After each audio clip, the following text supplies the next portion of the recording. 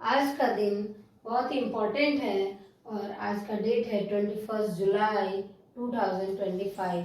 आज के दिन जो भी जन्म लिए हैं, फर्स्ट ऑफ ऑल उनको हैप्पी बर्थडे। और आज का दिन आप लोग के लिए बहुत ही शुभ हो, मंगलमय हो। और आपके आज का जो दिन है आपके लिए क्यों इम्पोर्टेंट है ये मैं बताने जा रही हूँ। पूरे देश में, पूरे वर्ल्ड में कुछ ऐसे डेज हैं जो काफ़ी इम्पोर्टेंट हैं, बहुत सारे इम्पोर्टेंट इवेंट हुए हैं जिसके बारे में हम लोग डिस्कस करेंगे। और फर्स्ट ऑफ ऑल एक बहुत ही पूरे देश के लिए आज इम्पोर्टेंट डे है, वो है स्पेशली हिंदूज के लिए बहुत ही स्पेशल डे है गुरु पूर्णिमा, जिसमें कि देखिए गुरु बैठे हैं और अपने शिष्यों को उपदेश दे रहे हैं। ये बहुत बड़ी बात है। ये एंशिएंट टाइम में होता था, आज के दिन में तो मॉडर्न एरा आ गया है जिसमें कि ब्रेंच पे बिठाया जा रहा है। लेकिन पहले क्या होता था, कोई भी बच्चा बैक ब्रेंचेज नहीं होता था, सब बच्चे एक लाइन में बैठते थे, आसपास में टीचर के बैठते थे और सब सारे उपदेश सुनते थे। आजकल के डेट में बच्चों को पीछे तक बिठा दिया जाता है, आधा बच्चा पढ़ा आधा बच्चा नहीं पढ़ा। तो सरकार इस पे भी काम कर रही है, केरल में लागू हुआ है। ठीक है दोस्तों, तो चलिए उसमें देखते हैं। हमारे गुरु के लिए जो भी आपके लीडर हैं, जो भी मेंटर हैं, उनके लिए एक श्लोक है, गुरुर् ब्रह्मा गुरुर् विष्णु गुरुर्देवो महेश्वरा गुरु साक्षात परम ब्रह्मा नमः तस्मै श्री गुरुवे नमः। ये बहुत ही इम्पोर्टेंट, अपने आप में बहुत इम्पोर्टेंट है। इसमें हमें गुरुओं की बातें सुननी चाहिए, उनके मार्गदर्शन पे चलनी चाहिए, तभी हमें सक्सेस मिलता है। और ये फैक्ट है, हमें हमेशा गुरु की बात माननी चाहिए।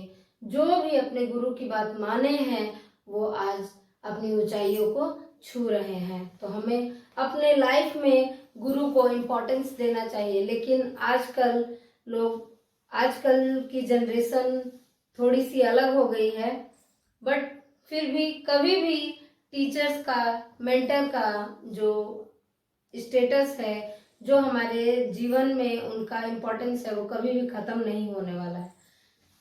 नेक्स्ट चलते हैं। तो आज क्यों इम्पोर्टेंट है गुरु पूर्णिमा? तो यह गुरु पूर्णिमा जो है हिंदू फेस्टिवल में मनाया जाता है ज्यादातर, और यह एक टीचर के लिए डेडिकेटेड होता है। और यह कब मनाया जाता है?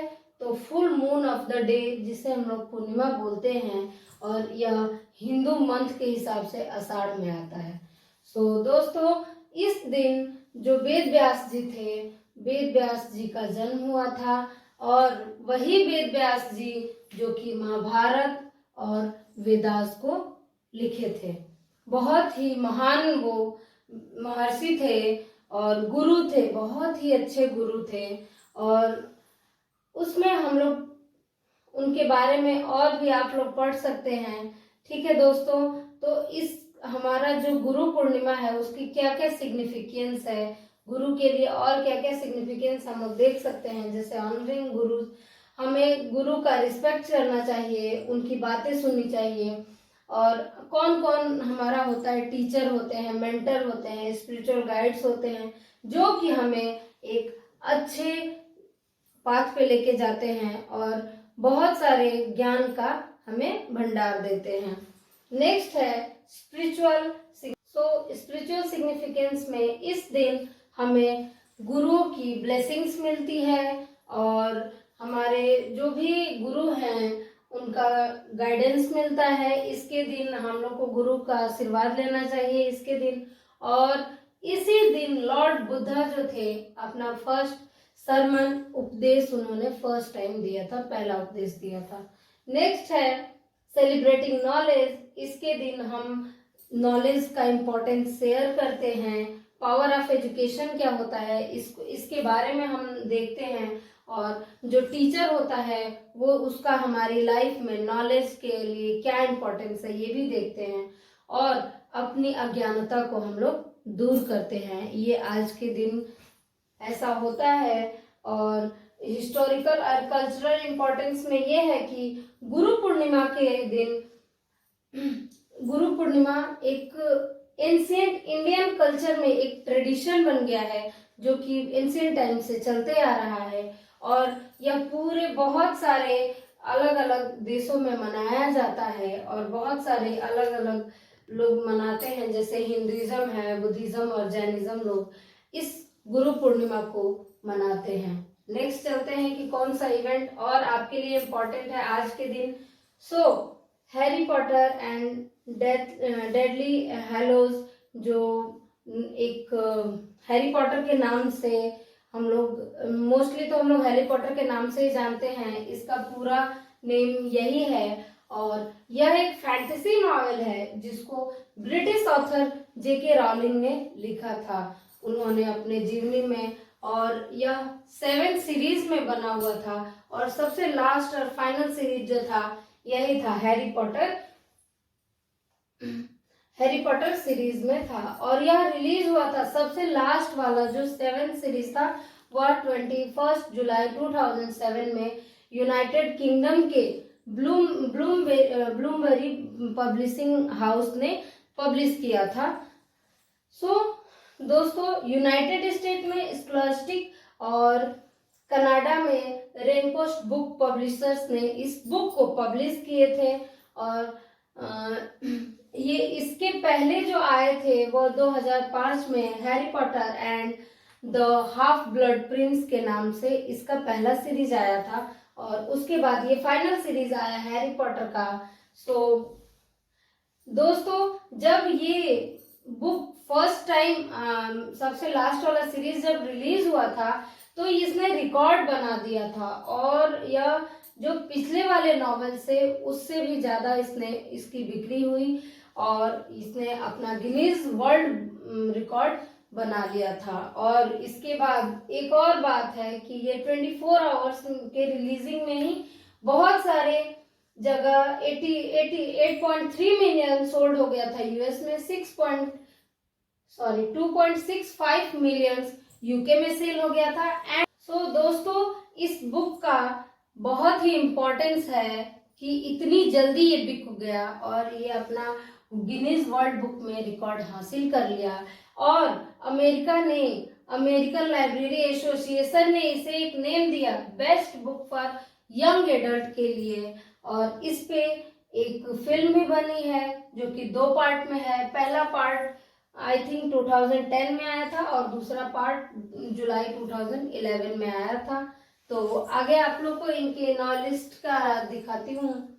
ये नॉवेलिस्ट थी जिन्होंने इसको, ये ऑथर है जो कि इन्होंने लिखा था इस हैरी पॉटर बुक को, तो आप लोग देख लीजिए। और नेक्स्ट चलते हैं कि आपके इस डेज को इम्पोर्टेंट बनाने वाले और क्या इवेंट था। सो आप लोग नेपोलियन को सारे लोग जानते होंगे, क्योंकि हिस्ट्री में ये अपना अलग ही रोल निभा रखे हैं। सो नेपोलियन जो थे वो फ्रेंच मिलिट्री जनरल थे, और इनको ग्रेटेस्ट मिलिट्री जनरल के तौर पे आज के दिन हिस्ट्री में जाना जाता है, और इन्हें ये एक की रोल निभाए थे फ्रेंच रिवॉल्यूशन में। और आइए हम लोग देखते हैं कि क्यों वो फेमस हुए थे। तो वो Egyptian defeats in the battle of the pyramids के लिए, ये फेमस हुए थे। तो फिर क्या हुआ था भाई, नेपोलियन आर्मी जो है इजिप्ट की, वो क्या की थी, इजिप्ट पे धावा बोल दी थी, और वहां पे जो भी उन्होंने लड़ाई के बाद वो इजिप्ट को कैप्चर कर लिए थे।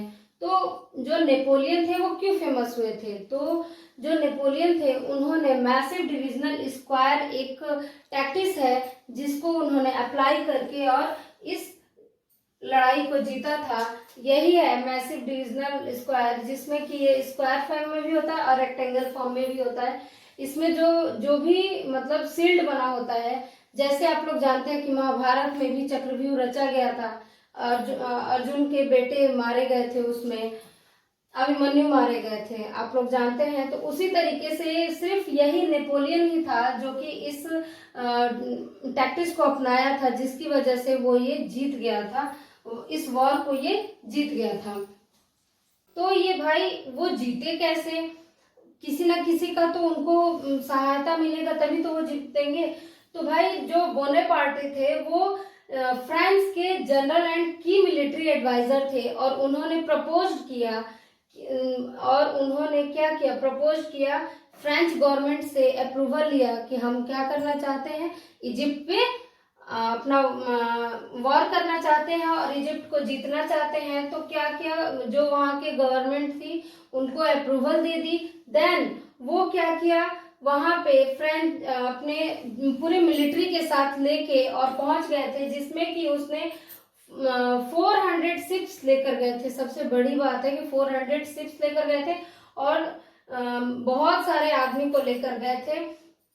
तो इनका जो मोटिव था कि ये इजिप्ट को जीत के और रेड सी को ब्लॉक कर देने का, और रेड सी को अगर ब्लॉक कर देंगे तो जो इनका ओपोनेंट थे, जो इनके जो इंग्लिशर्स थे, उनको जो इंडिया में पहुंच रहे थे उनको रोक देना था, और फ्रेंच को एक नया इनकम ऑफ सोर्स मिल रहा था।